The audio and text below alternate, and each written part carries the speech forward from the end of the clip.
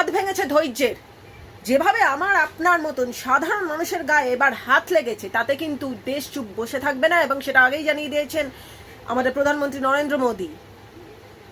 যুদ্ধকালীন একটা সিচুয়েশন যে তৈরি হবে সেটার কিন্তু অনেক আগেই, ঘটনার পরেই কিন্তু ইঙ্গিত একটা তৈরি হয়েছে, এবং তাই দেশ যখন যুদ্ধে যায় তখন কিন্তু যুদ্ধ মিলিটারি আর্মি এনারা করলেও দায়িত্ব কিন্তু আমাদের সকলের থাকে, বিশেষ করে মিডিয়ার থাকে, এবং তার সঙ্গে সঙ্গে দায়িত্ব থাকে আমার আপনার মতন সাধারণ মানুষেরও।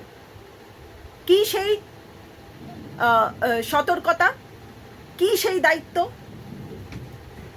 দুপাতার নোটিশ দিয়ে সেই সতর্কতা এবং সেই দায়িত্বের কথা জানিয়ে দিয়েছে আমাদের কেন্দ্রীয় সরকার। আমি পড়বো সেই নোটিশ, আপনাদের সামনে পড়বো এবং বলবো। আমার হাতে সেই নোটিশ আছে এবং প্রত্যেকটা মিডিয়া চ্যানেলে ইতিমধ্যে সেই নোটিশ পৌঁছে গেছে। তার সঙ্গে যারা ডিজিটাল মিডিয়া করেন এবং যারা পোস্ট করেন নিয়মিত, পলিটিক্যাল বলুন বা দেশের যে কোনো অভ্যন্তরীণ কথা বা ঘটনা পোস্ট করেন, তার সঙ্গে সঙ্গে আমাদের জনসাধারণ, আমার আপনার মতন সাধারণ মানুষদের কিন্তু অনেক সতর্ক থাকতে হয় কিছু পোস্ট করবার আগে। সেটা কিসের জন্য?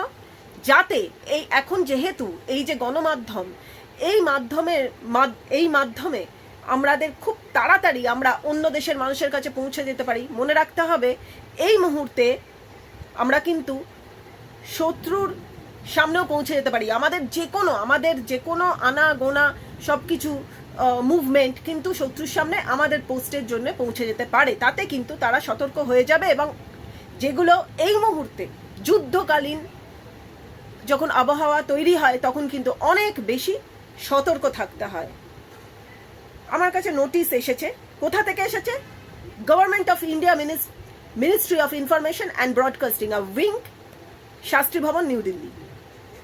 কি লেখা আছে তাতে? To all media channels, subject advisory to all media channels to refrain from showing live coverage of defense operation and movement of security forces.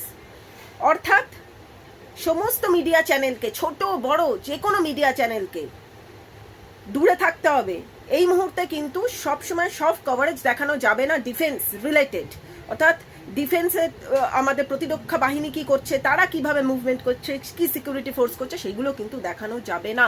অনেকেই আমার ওপর হয়তো রাগ করেন, কমেন্টস করেন যে একটু দেরি হলেই যে এইটা তো আগে দেখালে পারতেন। হয়তো পাবো আমরা ইনফরমেশন, কিন্তু দেখাতে পারবো না, কারণ প্রশ্ন আমাদের দেশের সুরক্ষা। আশা করি আপনারা দায়িত্ববান নাগরিক হিসেবে, বাংলার মানুষ হিসেবে, ভারতের মানুষ হিসেবে সেগুলো বুঝবেন। এবার চলে আসি আসল জায়গায়। কি কি লেখা আছে? Number 1, in the interest of national security, অর্থাৎ আমাদের দেশের সিকিউরিটির জন্য গোপনীয়তা কিছু বজায় রাখতে হয়। All media platforms, news agencies and social media users are advised to exercise utmost responsibility and adhere strictly to existing laws and regulations while reporting on matter concerning defense and the security related operation. আবার কি সেই যে defence অর্থাৎ প্রতিরক্ষা বাহিনী এবং security related যে কোনো সম্পর্কিত যে কোনো খবর দুমদাম করে আমরা কিন্তু পোস্ট করতে পারবো না। আমাদের সামনে এলেও কিন্তু আমরা সেগুলো আপনাদের সামনে সেই মুহূর্তে তুলে ধরতে পারবো না। কি তুলে ধরতে পারবো না? যে কোথাও আর্মিরা কি ধরনের মুভমেন্ট করলো বা তারা কি এই ভবিষ্যতে কি, সেইটা যদি আমাদের সামনে আসেও আমরা কিন্তু সেইটা কোনোভাবে তুলে ধরতে পারবো না। আমি ডেসক্রিপশন বক্সে অবশ্যই এই লিঙ্ক আপনাদের দিয়ে দেবো। একজন দায়িত্ববান নাগরিক হিসেবে সেটা দেখে নেবেন, পড়ে নেবেন, এবং সেই সব দায়িত্বগুলো আমাদের এখন পালন করতে হবে, কারণ দেশের সুরক্ষা এবং দেশের মান সম্মানের কথা। সেকেন্ড পয়েন্টে কি?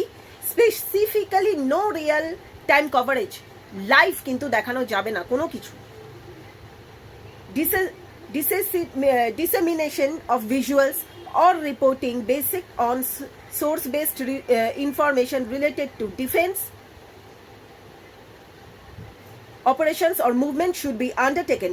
Premature disclosure of sensitive information may inadvertently assist hostile elements and endanger operational effectiveness and the safety of the personnel. অর্থাৎ আর্মিরা কোথায় মুভ করছে, ওই যেটা বললাম আর কি আপনাদেরকে, যে রিয়েল টাইম কভারেজ, সেই মুহূর্তে লাইভ কোনো কিছু দেখানো যাবে না। আর reporting based on the source based information related to defence operation, আমাদের কাছে কোনো সোর্স বেসড এলো সেটাও কিন্তু দেখানো যাবে না, যতই সেই সোর্স এর বিশ্বাসযোগ্যতা থাকুক না কেন, যতই ফ্যাক্ট চেক হোক না কেন, সেটা কিন্তু এই মুহূর্তে দেখানো যাবে না। Past incident have underscored the importance of responsible reporting during events such as Kargil War, the Mumbai terror attack, 26/11, and the Kandahar hijacking. Unrestricted coverage had unintended adverse consequence on national interest. কি হয়েছিল আগের ঘটনাগুলিতে দেখা গেছে, আগে আমাদের যে যে ঘটনাগুলো ঘটেছে, অর্থাৎ 26/11 ঘটনা, অর্থাৎ কার্গিল ওয়ারের ঘটনা, সেইখানে মিডিয়ার কিছু বোকামির জন্য কিন্তু পৌঁছে গেছিল, তারা কিন্তু সতর্ক হয়ে যাচ্ছিল, অর্থাৎ আমাদের শত্রুপক্ষ সতর্ক হয়ে যাচ্ছিল, জঙ্গিদের গোষ্ঠী সেইগুলো দেখে দেখে কিন্তু ইনফরমেশন, যখন তাজে গুলি চলেছিল তখন কিন্তু সেই ইনফরমেশন পেয়ে গিয়েছিল কারা, জঙ্গিরা, লুকিয়ে থাকতে তাদের সুবিধা হয়েছিল, কিসের জন্য, আমাদের মিডিয়ার বোকামির জন্য। তাই এখন 26/11 সময় এখন অনেকটা সময় এগিয়েছে, এখন সবার হাতে মোবাইল আছে, তাই জনসাধারণ, মিডিয়ার পাশাপাশি জনসাধারণকে কিছু পোস্ট করবার আগে দ্বিতীয়বার ভাবতে হবে। দয়া করে শুধুমাত্র দুটো টিআরপি এবং দুটো ভিউজ পাওয়ার জন্যে দেশের ক্ষতি করবেন না, তাদেরকে কাজ করতে দিন। অর্থাৎ আমাদের প্রতিরক্ষা বাহিনী যারা আছে, আমাদের আর্মি ফোর্স যারা আছেন, অফিসার যারা আছেন, তাদেরকে শান্তিভাবে কাজ করতে দিন। ব্যাঘাত কিন্তু এভাবেই ঘটে। Media, digital platforms and individuals play a vital role in safeguarding national security. Apart from the legal obligations, it is shared moral responsibility to ensure that our collective actions do not compromise ongoing operations on the security of our force.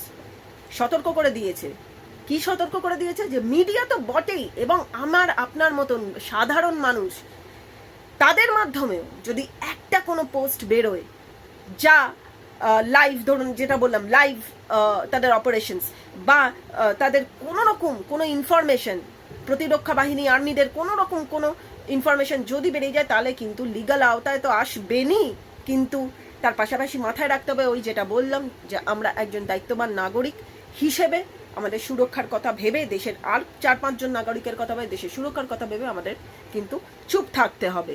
5 নম্বর পয়েন্টে কি, ministry of information and broadcasting has earlier already issued advisories to all the TV channels to adhere to Rule 6(1)(p) of Cable Television Network Amendment Rules 2021. No program should be carried in the cable service which contains live coverage of any anti-terrorist operation by security forces, wherein media coverage shall restricted to periodic briefing by an officers designated by the appropriate government till such operation include.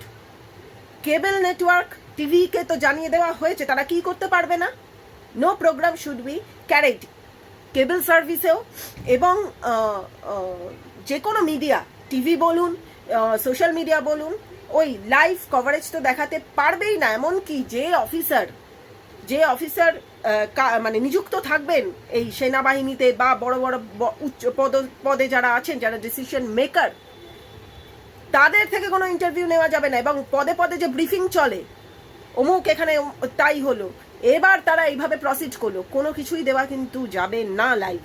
যতক্ষণ না operation হচ্ছে ততক্ষণ দেওয়া যাবে না, আপনি জানতে পারলেও দেবেন না। Such telecast is in violation of Cable Television Network Amendment Rules 2021 and is liable for action thereunder. জানতে পারলে কেউ দিলে অবশ্যই অ্যাকশন নেওয়া হবে তার বিরুদ্ধে। Therefore, all TV channels are advised not to telecast live coverage of anti-terrorist operation. টেররিস্টের এগেনস্টে যা অপারেশন হবে সেইগুলো কোনোটাই দেখানো যাবে না। And the movement by the security ফোর্সের কোনো মুভমেন্ট দেখানো যাবে না in the interest of national security. Media coverage may be restricted to periodic briefing. এমনকি এই যেটা বললাম, ওই পদে পদে ব্রিফিং করা, পদে পদে বলা, সেইগুলো কিন্তু কোনোটাই করা, যেটা প্রিভিয়াসলি আমাদের 3টে ঘটনার হাইজ্যাকিং, কান্দাহার হাইজ্যাকিং থেকে শুরু করে ওই 26/11 তারপর আমাদের কার্গিলের সময় যে বোকামি মিডিয়া করেছে সেই বোকামি কিন্তু আর চলবে না। All stakeholders are requested to continue exercising vigilance, sensitivity and responsibility. যারা আছেন তাদেরকে কিন্তু খুব সাবধানে, সেন্সিটিভলি এই কভারেজগুলো করতে হবে। যারা ফিল্ডে থাকবেন আর কি, যেসব রিপোর্টাররা, তাদেরকে করতে হবে upholding the high standard in the service of the nation. তো আবার বলছি, দায়িত্ববান নাগরিক হিসেবে শুধুমাত্র দুটো ভিউজ পাওয়ার জন্য, দুটো লোকের কমেন্টস পাওয়ার জন্য, দুটো সাবস্ক্রাইবার পাওয়ার জন্য দয়া করে এই ধরনের পোস্ট থেকে বিরত থাকবেন। মিডিয়া তো থাকবেই, এবং প্রত্যেকটা আমাদের নাগরিকদের সেটা কিন্তু আমাদেরকে দায়িত্ব নিয়েই কিন্তু সেইগুলো পালন করতে হবে। আপনারা দেখছিলেন QTV লাইভ ইন্ডিয়া, আমি সৃজা। সাবস্ক্রাইব করুন। সবার সত্য সবার সামনে আমরা এভাবেই তুলে ধরি। ততক্ষণ দেখতে থাকুন, এবং এর পরবর্তী যা যা নিউ আপডেট থাকবে অবশ্যই দেব। তবে মাথায় এটা রাখতে হবে যে কোনোভাবেই যে যুদ্ধকালীন পরিবেশ তৈরি হয়েছে সেটা কোনোভাবেই যেন যে রুলসগুলো এসেছে সেগুলো যেন লঙ্ঘন না করে যতটুকু যা দেওয়ার আমরা দিতে থাকবো।